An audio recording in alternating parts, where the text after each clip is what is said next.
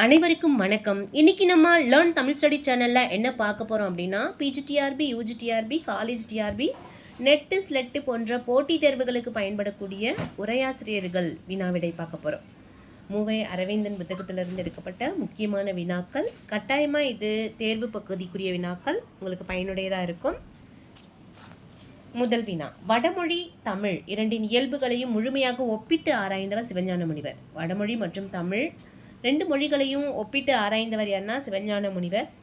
ரெண்டாவது வினா, தமிழுக்குரிய புணர்ச்சி போன்ற சொல்லிலக்கண பாகுபாடு, உயர்திணை அக்ரிணை சொல் பாகுபாடு, அகப்புற பாகுபாடு, குறிஞ்சி வெற்றி முதலிய திணை பாகுபாடு போன்றவை வடமொழியில் பெறப்படாது என்றவர் யாருன்னா சிவஞான முனிவர்.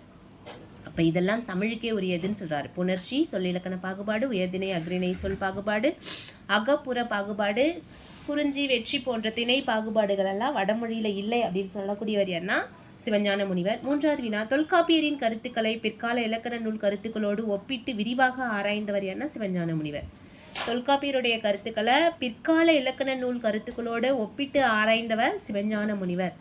நான்காவது வினா, உரையாசிரியர்கள் திறனாய்வை எத்தனை முறைகளில் ஆராய்ந்தனர் அப்படின்னா 2 முறைகளில் ஆராய்ஞ்சிருக்கிறாங்க. உரையாசிரியர்கள் திறனாய்வை எத்தனை முறைகளில் ஆராய்ஞ்சாங்கன்னா 2 முறை. என்ன அந்த 2 முறைகள்னா, மூலநூலை ஆழ்ந்து கற்று பொருள் கூறி விளக்குதல். மூலநூலை ஆழ்ந்து கற்றுக்கிட்டு அதுக்கான பொருளை கூறி விளக்குறது ஒரு முறை. இரண்டாவது, தமக்கு முன் இருந்த உரையாசிரியர் கருத்துக்களை மதிப்பிட்டு கூறுதல். அவர்களுக்கு முன்பாக உரை எழுதிய உரையாசிரியர்களுடைய கருத்துக்களை மதிப்பிட்டு கூறுதல் என்ற 2 முறைகளில் தான் அவங்க திறனாய்வு செஞ்சுருக்காங்க. ஐந்தாவது வினா, தமக்கு முன் இருந்த உரையாசிரியர் கருத்துக்களை மதிப்பிட்டு கூறியவர் யார்னா வீணா மருதாச்சல கவுண்டர். தமக்கு முன் இருந்த உரையாசிரியர் கருத்துக்களை மதிப்பிட்டு கூறியவர் யார்னா வீணா மருதாச்சல கவுண்டர். ஆறாவது வினா, மதிப்புரை வழங்குவதில் மிகச் சிறப்பானவர் என கருதப்படக்கூடியவர் யார்னா நச்சினார்க்கினியர். ஒரு நூலுக்கு மதிப்புரை வழங்குவதில் மிக சிறப்பானவர் என சுட்டப்படக்கூடியவர் யார்னா நச்சினார்க்கினியர். ஏழாவது வினா, யார் காலத்தில் மதிப்புரை வழங்குவது சிறப்புற்றிருந்தது அப்படின்னா நச்சினார்க்கினியருடைய காலத்தில் தான். எட்டாவது வினா, பிற்காலத்தில் அவஞானம் போக்கி சிறந்த மதிப்புரை வழங்குபவர் யார் அப்படின்னா சிவஞான முனிவர். பிற்காலத்தில் அவஞானம் போக்கி சிறந்த மதிப்புரைகளை வழங்கியவர் அப்படின்னு சுட்டப்படக்கூடியவர் சிவஞான முனிவர். ஒன்பதாவது வினா, முன்னோர் நூல்களை மறுக்கும் போதும் தக்க சான்று காட்டி கருத்துக்கு அரண் சேர்த்தவர்கள் யாருன்னா உரையாசிரியர்கள். முன்னோர் மொழிப்பொருளை பொன்னை போல் காக்கணும் அப்படின்ற ஒரு மரபு இருந்தாலும் சில இடங்களில் தவறாக இருக்கும்போது அதை மறுக்கும் போதும் அதை கனிவோடு தக்க சான்றுகள் காட்டி அந்த கருத்துக்கு அரண் சேர்த்தவர்கள் யாருன்னா உரையாசிரியர்கள். பத்தாவது வினா, மூல நூல்களில் உள்ள குற்றம் குறைகளை எடுத்து காட்டியவர் யாருன்னா சிவஞான முனிவர். மூல நூல்களில் இருக்கக்கூடிய குற்றம் குறைகளை எடுத்து காட்டி அதை சரி செய்தவர் யாருன்னா சிவஞான முனிவர். 11வது வினா, இலக்கண விளக்கம் என்ற நூலை மறுத்து இலக்கண விளக்க சூறாவளி என்ற பெயரில் எழுதினவர் யாருன்னா சிவஞான முனிவர். இலக்கண விளக்கம் என்ற நூலை மறுத்து இலக்கண விளக்க சூறாவளி என்ற பெயரில் எழுதினவர் சிவஞான முனிவர். 12வது வினா, மிகுதியான சமய சார்பும் இலக்கண தொடர்பும் பெற்றது எந்த நூல் அப்படின்னா இலக்கண விளக்க சூறாவளி. இப்போ இலக்கண விளக்க சூறாவளியில் என்ன மாதிரியான கருத்துக்கள் இருக்குன்னா சமய சார்பு சார்ந்த கருத்துக்கள், இலக்கணம் தொடர்பான கருத்துக்கள் இடம்பெற்றிருக்கு. 13வது வினா, தமிழ்மொழி மட்டும் கற்றவரிடம் வடமொழி கூறி மறுட்டியும் வடமொழி கற்றவர்களிடம் தமிழ்மொழி கூறி மறுட்டியும் சிலர் வந்திருக்காங்கன்ற செய்தியை கூறியவர் யாருன்னா தாயுமானவர். எந்த நூலில் சொல்லியிருக்கிறாருன்னா சித்தர் கணம் அப்படின்னு சொல்லக்கூடிய பகுதியில் இந்த செய்தியை சொல்லியிருக்கிறாரு.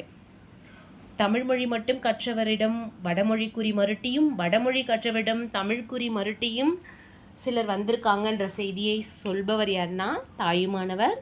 சித்தர் காணம் அப்படின்ற பகுதியில் இதை சொல்லியிருக்கிறாரு. 14வது வினா, பாட்டிலே புரட்சி என்ற நூலின் ஆசிரியர் யாருன்னா தேப்போமி. பாட்டிலே புரட்சி என்ற நூலுடைய ஆசிரியர் தேப்போமி. 15வது வினா, ஆராய்ச்சியாளர்கள் தமக்கு முன் தோன்றிய உரையாசிரியர்களின் கருத்துக்களை போற்ற வேண்டும் என்றும் முன்னூர் விட்டதிலிருந்து தொடங்க வேண்டும் என்றும் சொன்னவர் என்ன டி.எஸ். எலியட்.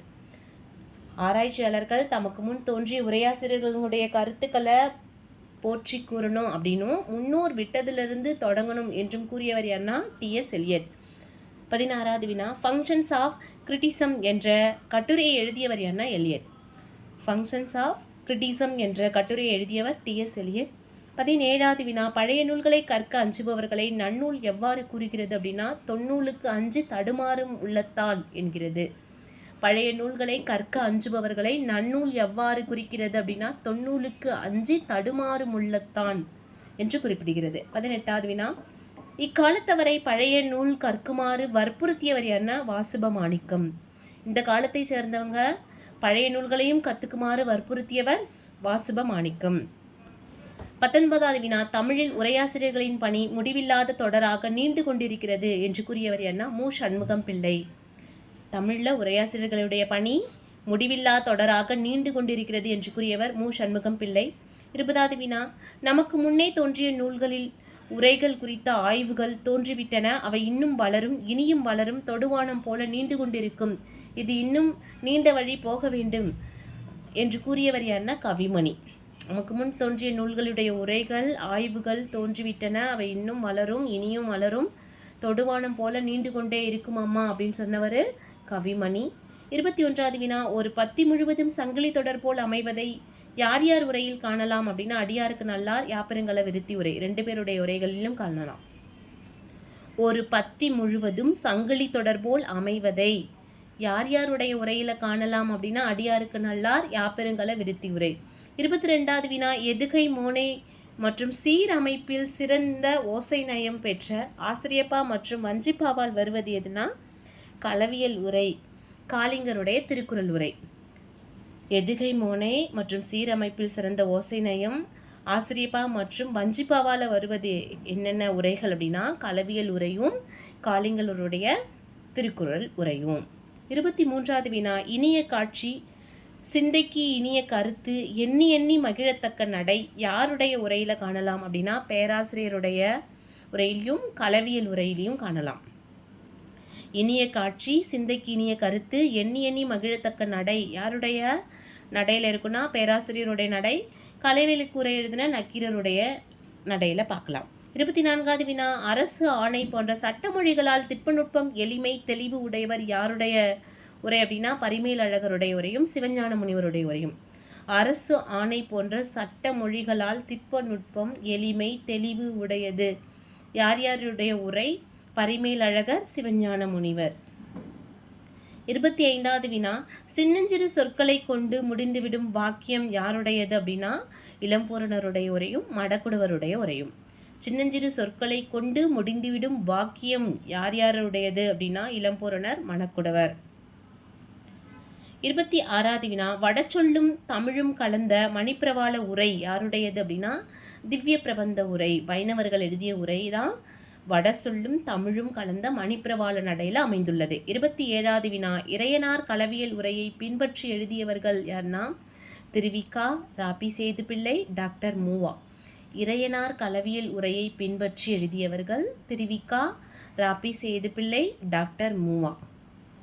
28வது வினா, இளம்பூரணரை பின்பற்றி உரை எழுதியவர்கள் யார் யார்னா உவேசா, ஆறுமுக நாவலர்.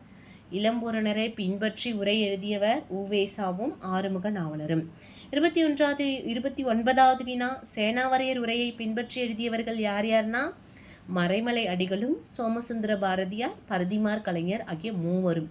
சேனாவரையருடைய உரையை பின்பற்றி எழுதியவர்கள் மறைமலை அடிகள், சோமசுந்தர பாரதியார், பரதிமார் கலைஞர். 30வது வினா, பேராசிரியர் உரையை பின்பற்றி உரை எழுதியவர்கள் யார்னா வீராசாமி செட்டியார். பேராசிரியர் உரையை பின்பற்றி எழுதியவர் வீராசாமி செட்டியாரும் விபுலானந்தரும். 31வது வினா, பரிமேல் அழகர் உரையை பின்பற்றி உரை எழுதியவர்கள் பண்டிதமணி கதிரேச செட்டியார், நாமு வெங்கடசாமி நாட்டார். 31வது வினா, பரிமேல் அழகர் உரையை பின்பற்றி உரை எழுதியவர்கள் பண்டிதமணி கதிரேச செட்டியாரும் நாமு வெங்கடசுவாமி நாட்டாரும். 32வது வினா, மணிப்பிரவாள நடையில் உரை எழுதியவர்கள் செல்வகேசவராய முதலியாரும் கல்கியும். மணிப்பிரவாள நடையில் உரை எழுதியவர்கள் யார் யார்னா செல்வகேசவராயர், கல்கி. 33வது வினா, நூல் அரங்கேற்றம் பற்றி கூறுபவர் யார்னா வீணா மருதாச்சல கவுண்டர். நூல் அரங்கேற்றம் பற்றி கூறுபவர் வீணா மருதாச்சல கவுண்டர். 34வது வினா, முற்காலத்திலிருந்து நூல் அரங்கேற்றம் என்பது இக்காலத்தில் எவ்வாறு மாறி வருகிறதுனா நூல் மதிப்பீடு என்ற பெயரில் மாறி வந்திருக்கு. முற்காலத்தில் இருந்த நூல் அரங்கேற்றம் என்பது இந்த காலத்தில் எவ்வாறு மாறி வருகிறது அப்படின்னா நூல் மதிப்பீடு. 35வது வினா, அரங்கேற்றத்தின் போது நூல்களை எதை கொண்டு அரங்கேற்றினர் அப்படின்னா அறிவென்னும் துலாக்கோல் கொண்டு அரங்கேற்றினர். அரங்கேற்றத்தின் போது நூல்களை எதை கொண்டு அரங்கேற்றினர்? அறிவென்னும் துலாக்கோல் கொண்டு அரங்கேற்றினர். இப்போ இந்த பகுதியில் நம்ம உரையாசிரியர்கள் புத்தகத்திலிருந்து 35 வினாக்கள் பார்த்தோம். இந்த வினாக்கள் எல்லாமே கட்டாயமாக உங்களுக்கு புதுமையாக இருந்திருக்கும், பயனுடையதாக இருந்திருக்கும்னு நினைக்கிறேன். தொடர்ந்து நம்ம லேர்ன் தமிழ் ஸ்டடி சேனலில் பார்த்திங்கன்னா வீடியோக்கள் போடப்பட்டுகிட்டே இருக்குது. இனிமேல் பார்த்திங்கன்னா நெட்டு செட் எழுதுகிறவங்களுக்கும் பல பதிவுகள் இருக்குது, பார்த்து பயன்பெறலாம். நன்றி, வணக்கம். மீண்டும் நம்ம அடுத்த பதிவில் சந்திக்கலாம்.